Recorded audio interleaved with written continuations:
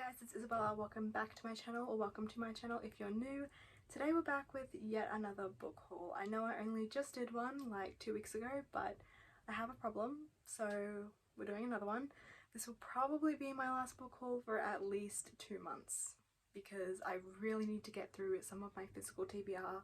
It is piling up to a ridiculous amount, so I really need to focus on just reading the books I own before buying new ones.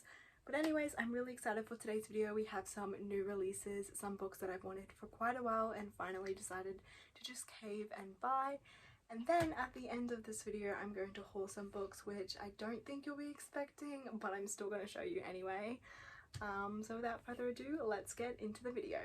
Alrighty, so the first 3 books are part of a series that I bought because there's a show coming out, which I didn't actually know about until like this morning, but I saw that a show's coming out and I've wanted to finish this series for like over a year. I read the first book like over a year ago, and I keep saying, oh, I'll buy it next time, I'll buy it next time, and they never have volume 2 like in my bookstore where I live, and they finally had it. So I got volume 2, 3 and 4 in the Heartstopper series. Just realised these are different shades of white, which is kind of frustrating, but anyway, this story follows 2 boys. They're in love. That's pretty much, that's what the first book is, so I don't really know where this series goes. I know that it's meant to get darker as the series progresses, so I'm kind of excited for that because I feel like these are very like fluffy books, so I'm excited to see how the author makes it a darker book. I suppose like the first book to me wasn't very dark. It was, I don't know, it's been a while since I've read it, but anyway, I was going to wait until June to read these. I was going to read it for Pride Month, but the show's coming out in April, so I'm probably going to read this at the start of April so that I finish the series and can watch the show. And I'm so excited to do that because usually I don't get around to reading the books before shows come out, like Shadow and Bone. I ended up not liking Shadow and Bone, so I didn't finish the series, and I'm just really excited to read a series and watch a movie afterwards because it's something that I don't usually do. But yeah, so I've got the 3 books and then I've got the first one on my shelf somewhere. So yeah, they're the first 3 books. By the way, can we just, like, how gorgeous. They're graphic novels, by the way, if you didn't know. It's a graphic novel series. Now for the most beautiful book in the entire haul, The Lost Apothecary by Sarah Penner. This was a bit of a cover buy. I'm not going to lie to you. I mean, I couldn't really leave it there. I've also been having a massive thing for hardcovers recently. Not sure why. I did used to be a paperback gal, but not anymore. Anyway, I'm going to read the synopsis for this on the back of the book because it sounds amazing and I don't think I could explain it any better. So, hidden in the depths of 18th century London, a secret apothecary shop caters to an unusual kind of clientele. Women across the city whisper of a mysterious figure named Nella who sells well-disguised poisons to use against the oppressive men in their lives. But the apothecary's fate is jeopardized when her newest patron, a 12-year-old girl, makes a fatal mistake, sparking a string of consequences that echo through centuries. Meanwhile, in present-day London, aspiring historian Caroline Passwell spends her 10th wedding anniversary alone, running from her own demons. When she stumbles upon a clue to the unsolved apothecary murders that haunted London 200 years ago, her life collides with the apothecaries in a stunning twist of fate, and not everyone will survive. You've sold me. I read the women across the city whisper of a mysterious figure named Nella who sells well-disguised poisons to use against the oppressive men in their lives, and I bought it. Sounds perfect. Sounds right up my alley. Maybe I'll relate to Nella, who knows. Anyway, moving on. Now for a very popular book that I have been eyeing off for a while and just keep putting it off, but today I finally bought it, and that is The Night Circus by Erin Morgenstern. So this story follows a circus that appears at night times without warning. It just pops up and then it disappears by morning. And that's all I really know about this book. It's all that's really written on the back of the book. I know a lot of people say they didn't expect for there to be romance in this, but apparently there is. I'm really excited because it seems like a very atmospheric book. A lot of people say that The Night Circus in itself is just very like magical, and Erin Morgenstern is very popular for creating atmospheric books. There was this, and then what's the other one? The Starless Sea. I haven't read that either, but I've heard great things, so I'm really excited to give this a go. I do really like the sound of it, like it sounds great.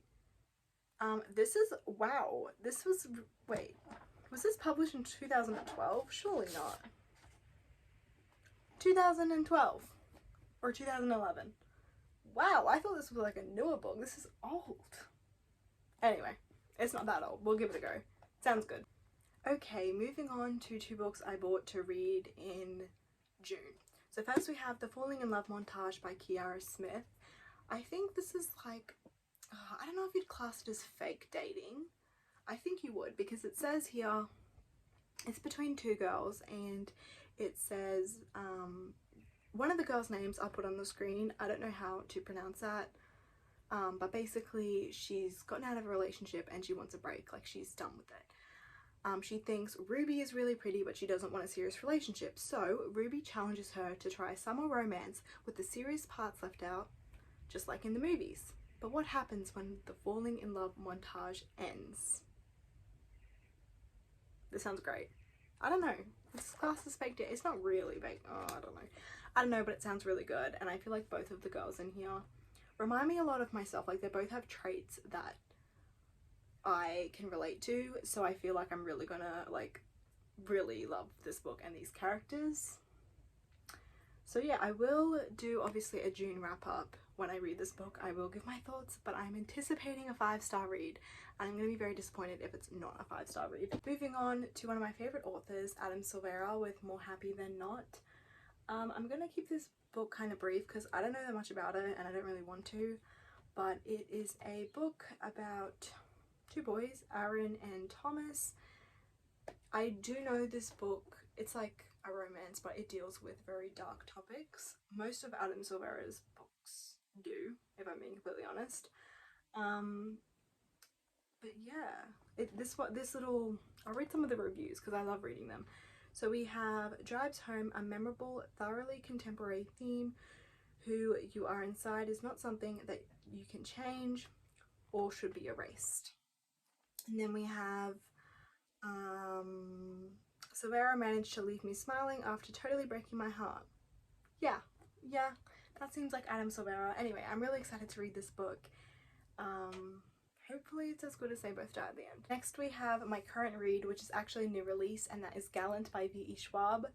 This story follows 16-year-old Olivia Pryor, who is an orphan, and then she gets invited by her uncle to go live in this mansion called Gallant, except her uncle is dead.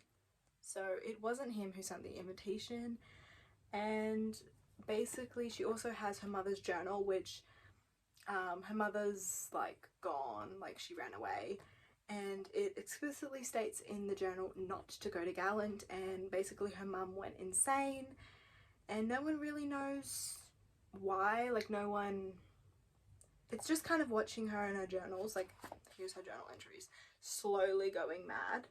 I'm about 100 pages in. It is good. I will say it is very strange to read Victoria Schwab, or V.E. Schwab's writing in a middle grade book. Like, this is middle grade, and I do think her writing is like it's beautiful, it's extensive, it's gorgeous, but I do think in a middle grade book it's kind of confusing because she's trying to sound very like smart, and usually it works, but I don't know, it's a bit confusing, but it's not bad. I guess this would be classed as a horror book. I don't really know. It's interesting, like it's got potential. I don't really know if I'll love it or hate it yet. It will be in my March wrap up, so I guess we'll have to wait and see. Next book I'm not going to talk too much about, but is The Taking of Any Thorn by CJ Tudor. I have already read this. It's one of my favorite books.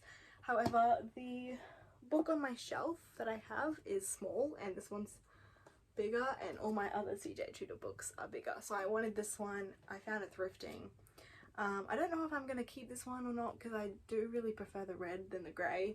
Maybe I'll keep both, but I just bought this for the height difference.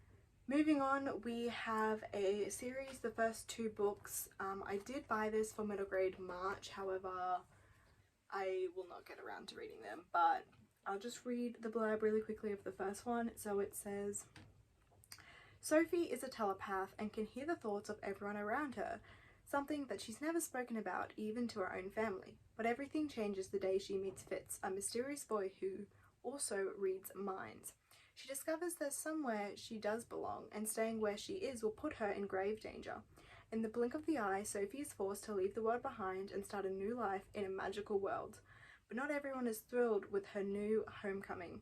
There are secrets buried deep in Sophie's memory, secrets that other people desperately want, secrets they might even kill for. I saw Magical World and I was like, absolutely, these look great. I believe, how many so 4 books in this series? I think there's 4 books. I could be wrong though. I have the first 2. We're going to try them out, see if I like them.